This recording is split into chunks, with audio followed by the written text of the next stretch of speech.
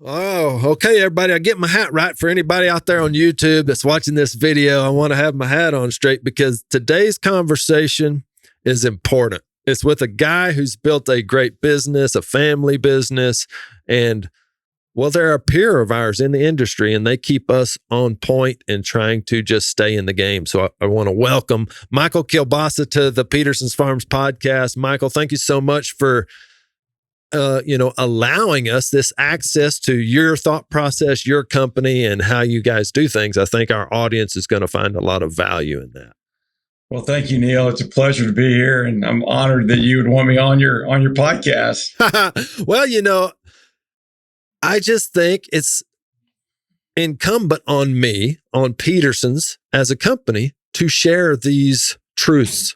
I think a lot of people are not fully aware of where their food comes from and how this whole system works. And there's a lot of valuable insight and education in these conversations that just help somebody understand, oh, wow, that sausage doesn't just kind of magically appear. It goes through a lot of people and companies, and the network of this economy is super reliant on animal agriculture, food production, all those things. Now, I'm already off into the meat of the conversation, but I want everybody to get a chance to hear your just quickly 2 or 3 minutes about you and the company Kiolbassa. Yeah, so Kiolbassa started with my grandfather in 1949. He unfortunately passed away. I never met my grandfather. He died before I was born, and my dad literally dropped out of college to run our family business. And back then, we were just a small little mom and pop sausage company. My dad expanded us into cattle and hog slaughtering in the 70s, and that's the business I grew up in. And then I joined the business in 1987 after a couple of years in the banking industry, and I really wanted to come back. I kind of had an entrepreneurial spirit about me, and wanted to come back and help build the sausage brand. And that's what I've been doing for the last 35 years. All right. Great. I already wrote 6 notes. I mean, because there's so much there we could talk about. First thing that hits me is how easily the word slaughter rolls off your tongue. And I think in today's world, it's a lot of times, we're all trying to say harvest or soften this truth about where meat comes from, that it's animals and they die. What do you think about that? How do we communicate that with the listeners who may be sensitive to that truth? That we're not trying to make it more, dramatic, but it is still a reality. What's your take on that? Well, it's a great question. I'm looking at our family values here, which we really spend a lot of time on, and transparency is one of ours. And the fact that you can call it whatever you want to call it, you can call it harvest, you can call it, whatever you want to call it, but you're slaughtering an animal. It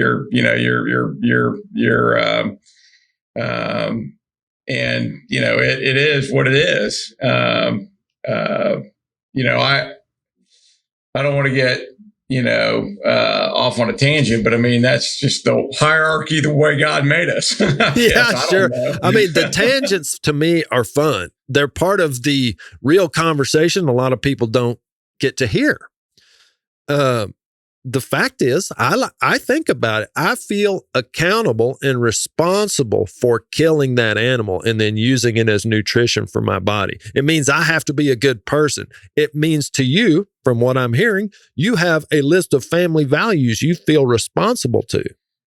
Yeah, I'll tell you a quick story. When I was a young man, or a young boy, really, I was fishing with my grandfather, my maternal grandfather, and I caught a big fish. And he said, and so my mother was cooking it for us one night, but she cooked me a hamburger. And my grandfather looked at me and he said, "Michael, why aren't you eating your fish?" And I said, "Well, I don't like fish." And he said, "Well, then I'm never fishing with you again." I said, "Why?" And he said, Michael, if you kill something, you eat it. You don't just kill it to kill it. And it taught me a real valuable lesson. So by the way, I started eating fish right away. Yeah, right. Because you didn't want to lose Grandpa. There's a responsibility there, right? You just don't slaughter something. You don't kill something just for gratuity. You kill it because you're going to eat it. It's going to give nourishment to your family. It's going to give you some value, and you're going to treat it with respect. I'm a hunter and I'm a fisherman, and we don't kill anything we don't eat. And it's just part of the, I think, honoring the animal, if you will, in a odd, maybe some people might think it's odd, but it's the circle of life. I don't know how you want to put it, but it's that's it. Part of life. It's that experience. I think a lot of people, I can't understand certain things about this world because I don't have an experience with it. Like I don't have an experience with ice skating, really. I mean, there are certain things I don't understand. You just have to tell me what it's like because I don't know. It's not I think a lot of people, their experience with animals is their pet dog, their pet cat, and I understand that because I've had those things. I cried when my dog got ran over on the highway. I took him to the backyard and buried him and found that super sad. But I also lived in a truth where I was raising beef cattle and I watched a baby calf be born, grow up, fed out, slaughtered, and then ate. I mean, I experienced that. So it made sense to me. It was just part of how my life evolved and came about. Other people don't have that experience. So this is part, I want to share these conversations with them. I can't say 100% I'm right. I'll only know the best that I know. And I feel pretty good about it. Well, I think intention is a big part of it too, right? I mean, it's what the intention is. Your intention when you were raising that calf and growing it was to take care of it, nurture it, and make it the best animal it was. And then, part of the process is part of the life cycle is to harvest it, right? And then make good use of it. I just think it's really interesting. You grew up in that business. Now, okay, so now let's kind of about face and talk about banking a little bit. So you went into the banking. What made that your first kind of step as you're growing up in the meat business and then you go into banking? Was that encouraged by your family or were you just kind of innately interested? No, it was highly encouraged by my father. He said, I didn't send you to college to come work here. And so go work someplace else. And keep in mind, he didn't have a choice in what to do in life. His hand was forced early on with the death of my grandfather. So he wanted me to experience other things. But that was surely one of the best experiences of my life. And I learned so much in that 2-year period because really what I learned is that, all companies or most companies need capital for growth. Some need capital for growth. Some need capital to stay alive. And so I got to really experience and analyze 2 different kinds of companies. And it really shaped the way that I approached our business when I came back into our company in 1987, because I understood how bankers think. I understand how money works. It helped me not be afraid of debt, but respect it at the same time and understand how to use it to help grow our company. Oh my gosh. I want to put I have the guy that helps me produce this. He's got a little sound effect. It's yeehaw. Pay attention, people. What Michael just said is a very valuable truth. And I don't represent that. I almost hate bankers, because I feel like they're always up in my business. They always want to, they don't want any risk. They only want me taking all the risk. Those things are not really fair for the banking community, the financial community. The facts are businesses don't operate without that banking debt structure that is behind it. Banks are a great support to our business. I just didn't work in the banking industry. I don't understand it very well. And so then I feel kind of at odds with them more than in partnership. And that's not good. It's not unusual when I when I had my first expansion, I told my dad he needed to send in his financial statement. Yeah. You looked at me like, "Are you kidding me?" Yeah, right. So you're not unusual, in that respect. But it was a great experience because it did teach me to understand how bankers think, and that's a valuable asset. Skill.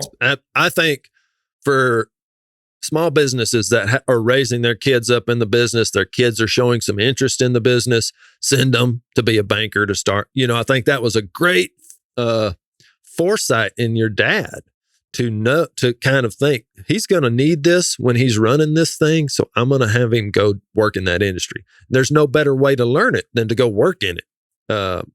I didn't know one thing about making bacon, sausage, or ham until I worked in the business. Now 20 years in, I got about 50% of the knowledge I need.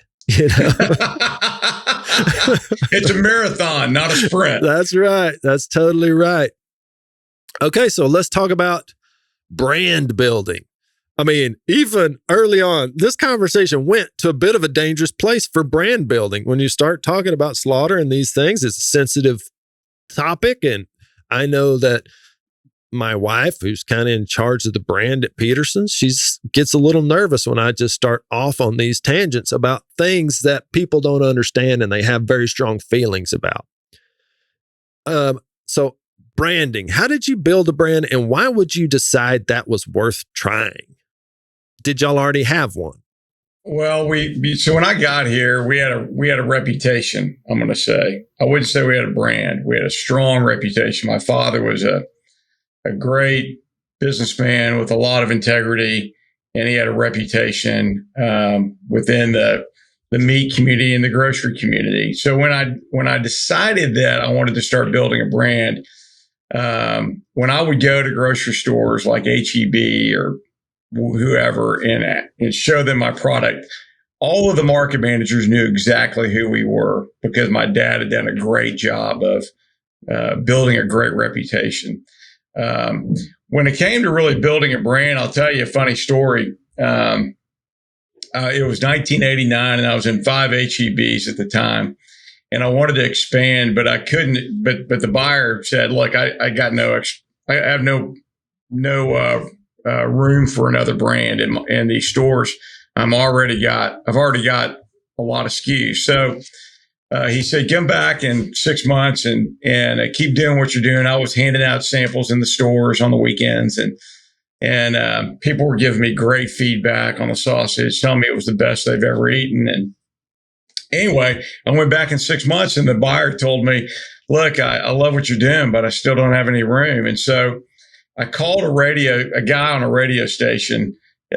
His name was Carl Wigglesworth, and he was on WOAI in San Antonio at the time. And I was listening to him. He had a talk radio program in the afternoon. And I said, Carl, look, this is who I am and this is what I do. I'd like to invite you to come down to the plant and I want to show you how we make sausage. I'm going to give you some sausage. And then I want you to tell me if this is something that you can sell on the radio. And so Carl came down and he met my dad. He met Eli, our sausage maker, and he took the tour. And I gave him some sausage, and he called me the next day and he said, Michael, this is the best sausage I've ever eaten. I could sell this. And I said, okay, Carl, here's the deal. I can only afford to buy 3 spots on your radio program each week. I want to buy 1 on Thursday and 2 on Friday because that's when people shop for grocery shop for the weekend. And I want you can talk about the family, you can talk about Eli, you can talk about all that stuff, but here are the 2 things that I want you to hammer home when you're talking about our product. And the number one thing is if you buy a package of our sausage and it's not the best you've ever eaten, call Michael and he'll give you your money back. The second thing I want you to hammer home is if they can hear your voice, they can find it at their local grocery store, which is a bold-faced lie. I was in 5 HEBs. And so my dad wanted to fire me. He's like, if we don't, go broke refunding everybody sausage, because by the way, Michael, there's a lot of great sausage made in this area of Texas. And there is. We're going to make our biggest, prospect upset, and they're going to let us go. And I said, look, Dad, we got nothing to lose here. I'm not making any progress. Just trust me. And so sure enough, we started running the ads, and a couple of weeks later, I get a call from the HEB buyer, and he's like, man, I don't know what's going on, Michael, but I'm getting a lot of requests for your product. Can you handle these stores? And he gave me like 15 stores. And I'm like, sure. And then a couple of weeks later, he called me and said, man, I don't know what's going on, but I'm going to give you all of San Antonio. Can you handle it? And I'm like, sure, I can. Keep in mind, I got a tiny little single chamber packaging machine that I'm working on. I'm packing it. And so anyway, a couple of weeks later, he said, man, I'm getting calls from Kerrville and Corpus. I'm just going to authorize you for the whole company. Can you handle it? And I'm like, sure, I can. And that's how we got started building the brand. And really, Neil, it's all about the promise, right? A brand is nothing more than a promise to your customers.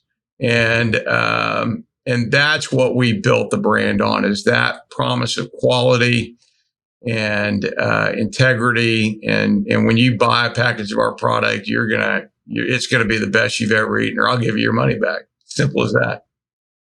Okay. So this is the $1 million question. How many of those refunds does your gut say you ever had to make good on? Oh gosh, well we started getting calls, pretty soon after we started running it, because I think people wanted to just call my bluff more than anything, And so I'd take these phone calls and I would listen to their comment and I'd say, look, I'll tell you what, I appreciate. Number one, thank you for calling me, because if I don't hear about it, I can't do anything about it. But I'm going to give you. I'm not just going to refund your money. I'm going to double it. I want you to buy another package on me.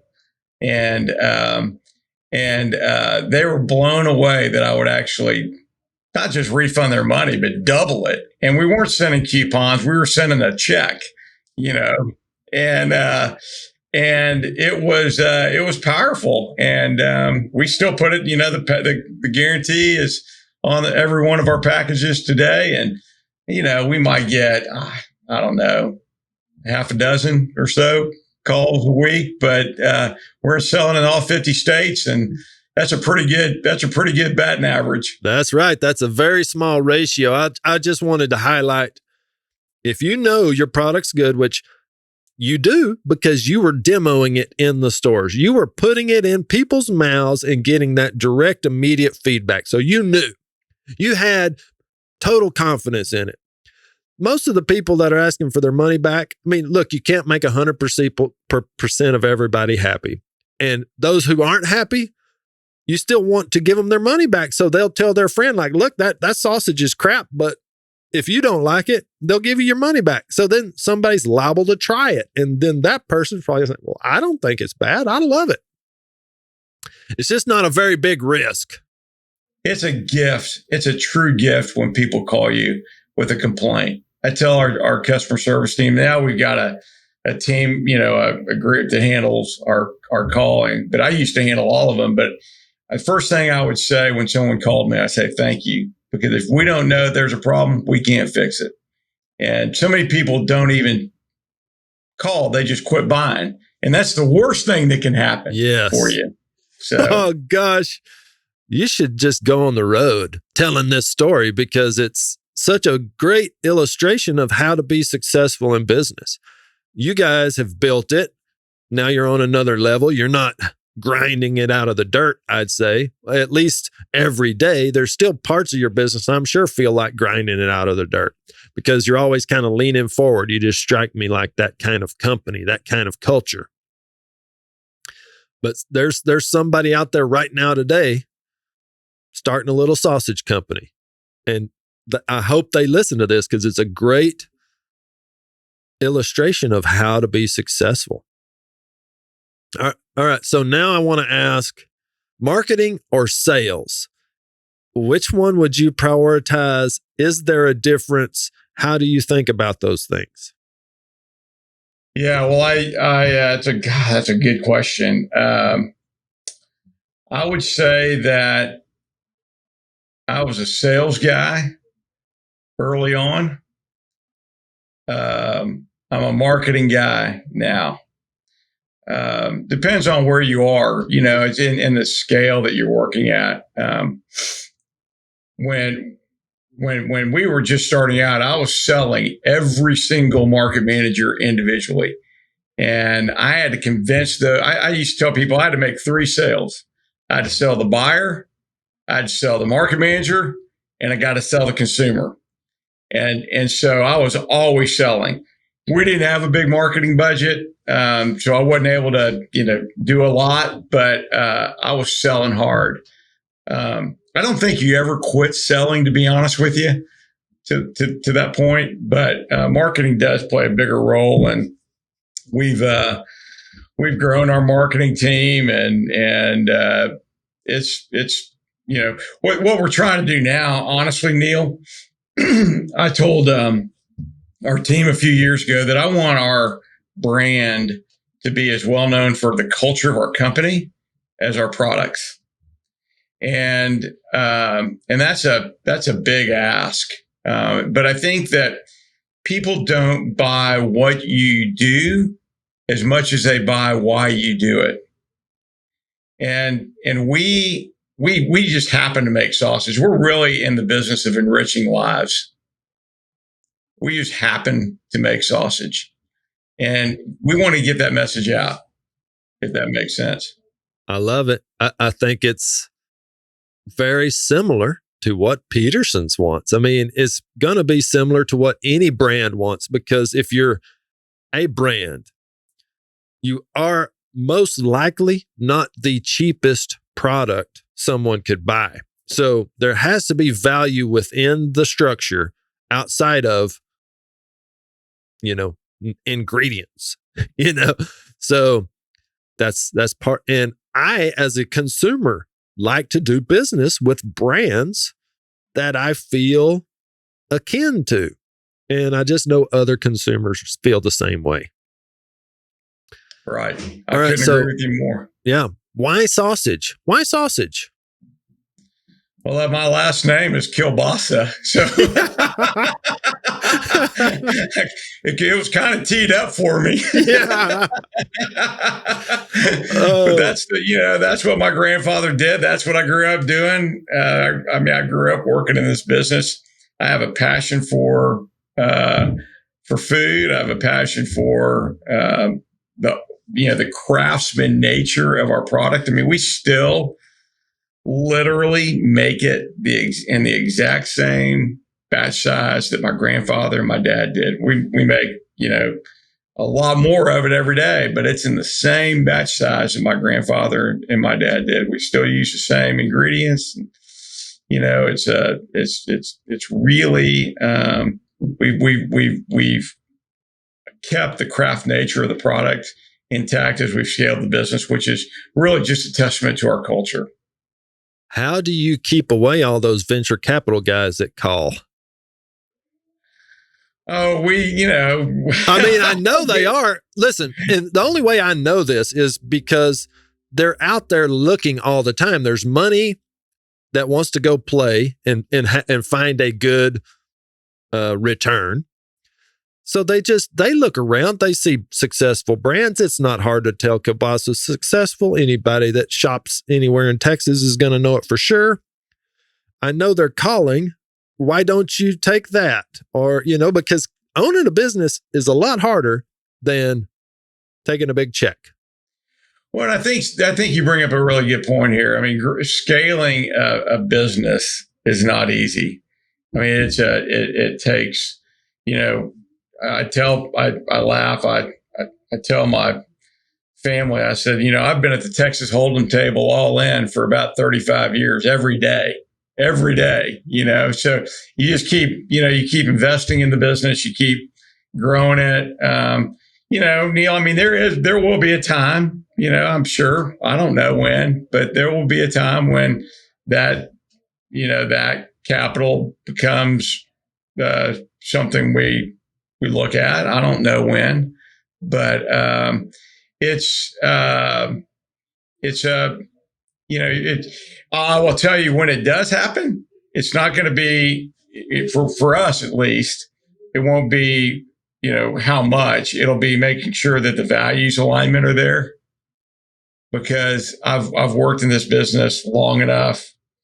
I know the importance of values alignment within an organization, from the ownership to the board to the management to the team. And that alignment is very, very crucial if you're going to continue to grow the brand. And so that will be the most important element of the deal, if that ever happens. Sure. I mean, I know we get those calls. We just say, not interested. We want the business. The exit was never the idea. Like a lot of companies, you'll see that the exit is why they even start. I mean, that's one way to do it. I'm not throwing shade on that. It's a way that business gets done. It's a way companies get built. For us, I think for you guys, that was never the plan. The plan was to build a thing your family could have a good living off of. You could support other. I imagine you feel a huge amount of love for all those people on the Kiolbassa team, and you want to see them thrive and their kids grow up and come to work there. You probably already have some of those truths. That stuff's really fun. That's a different kind of business than growing a brand for exit. Back to why sausage. I wonder if people understand, like if you're in a slaughter business, sausage becomes a sustainability play, because there are pieces of those animals you need to find a value add for. Am I just kind of fishing in the dark here, or is that part of the truth? Well, we when I got here, the slaughter side of our business was about 90% of our revenue, and the sausage was about 10. I didn't particularly like the slaughtering side of the business. And so we exited that in 2003 and expanded. By that time, we built the sausage brand enough to where we could exit it, and it was okay. And we basically expanded our sausage capacity with that footprint. But sausage is just a great product. I mean, people love sausage. We're really on a mission to reintroduce people across the country, not necessarily in Central and South Texas, where there is a whole lot of great sausage made. But you go to a lot of places in the country and there's not great sausage available. I mean, I'm talking about, old fashioned pork and beef, coarse ground sausage that, people grew up on, 100 years ago. I don't think they were making chicken sausage 100 years ago. Right. Where it's just a very prevalent kind of product these days. I think it comes from a lot of the just maybe evolution of medicine and nutrition over time. People think, they say beef's bad. Well, maybe that's not true. We all just have to learn as we go. But we're really on this mission to reintroduce people to authentic sausage the way it was made 100 years ago. And it's amazing when people try our product for the first time. The people, they'll call me and they'll go, wow, I haven't had sausage like this since I was a kid. And that's what gives us energy. That's what gives us a lot of excitement. But we just think it's a great, this is what we know. This is part of our heritage, and we're just giving it back. Yep. One of my most fond memories of my mom's dad was he would make a venison and pork sausage. And it was just, if I could have that sausage again. But it's kind of like whatever his trick was died with him. I'm not sure anybody can make it just like that. Or it's this feeling you get because your granddad made it. That's part of the thing that you just can't replace. Sure. Yeah, absolutely. But we get into, we've gotten into other things over the years. We're into hams. My dad introduced hams a long time ago. We kind of exited that. We're in bacon. We make bacon. So there's a lot of things we make, and who knows what we'll come up with in the future. Well, we've already zipped right up to 30 minutes, and I know you've got other things to do, so I don't want to just keep asking question after question, but I do want to say we're going to put links to all of the Kiolbassa social media platforms, your website in the show notes. So anybody and everybody can go check out Michael, his company. Shout out to the team over there. I went to the top of the chain, for the interview, just because we happen to know each other and we've been at enough food shows together that I bumped into him. He said, sure, I'll do it. But the group that works over at Kiolbassa, they're all just really top notch. That's kind of another testament to Michael. Well, let's just touch on that real quick. How do you build a team? Like, how did you put that team together? Because that's not easy either. Neil, but not this is a longer story. Oh, that's fine. That's fine. We'll go a little long. But about 12 years ago, I call it a spiritual awakening. I was really almost at the verge of burnout. I was running the business the same way I'd run it, 20 years ago, or when I started. And I had a conversation with God one morning. I said, "Look, I've done it my way for 22 years. I'm going to give you a shot at it now." And it was a moment of surrender. And there wasn't any, lightning bolts or anything like that went off right away. But I did open myself up to new ways of thinking. And I had a wonderful man come into my life, a coach, a mentor that helped me shift my thinking from working in the business to working on it. And I started working on our culture, and I introduced values-based leadership and open book management to our organization, and really developed a strong culture that has just been a magnet for talent. I've got more people. I've surrounded myself with people who are so much smarter than me. It makes my life really, really fun to watch them. I get out of the way. That's a very tough transition. Like you're saying that in about 2 minutes, but that's it has to almost be that spiritual awakening where something just slaps you hard enough that you realize you can't do it all. And matter of fact, you can't be very good doing it all. No, I was pretty poor at doing it all. And it is. I mean, surrender is a good word for it, because you're surrendering to your ego. I mean, you're surrendering your ego to a higher power, and you're getting out of the way. It's the hardest thing I ever did, but it's also the best thing I ever did. And it's the reason we've been able to grow this. It's the reason we've been able to scale this company to the point where we are today. Yeah. I hope the listeners are paying attention to that. But I know there's some listeners out there that are.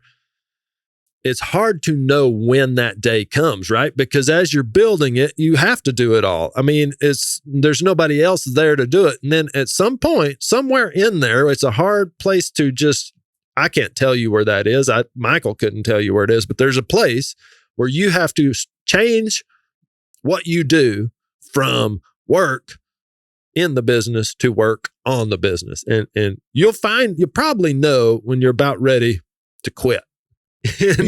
That's when you kind of know, it's time to change.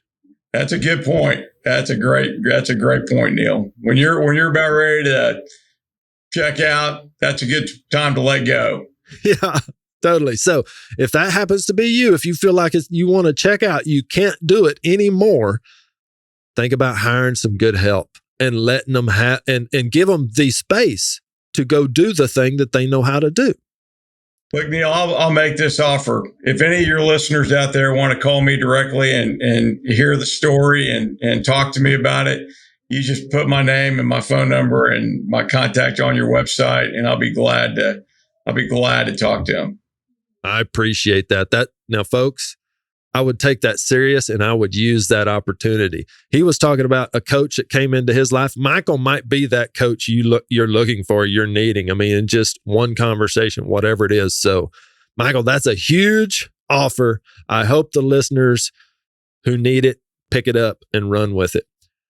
I don't even know what else to say, but thank you. This has been a pleasure for me. I've learned something. So in my own selfish way, you've made me better. So thanks for the coaching. Well, thank you, Neil. It's an honor to be on your show, and I am very grateful for the opportunity. And y'all are great friends, and we love you guys a lot. Yeah, that's right. I mean, good friends are good. I love wrestling with my friends, you know. I mean, that battle, it's fun. There's enough opportunity out in this world for everybody to succeed. Somebody else does not have to fail for me to have success. We can all succeed. All right, so come back for the next show, folks. We'll have all these show notes there. Go follow them. And Mr. Kiolbassa, thank you so much. And we'll see you at the next food show. Thank you, Neil.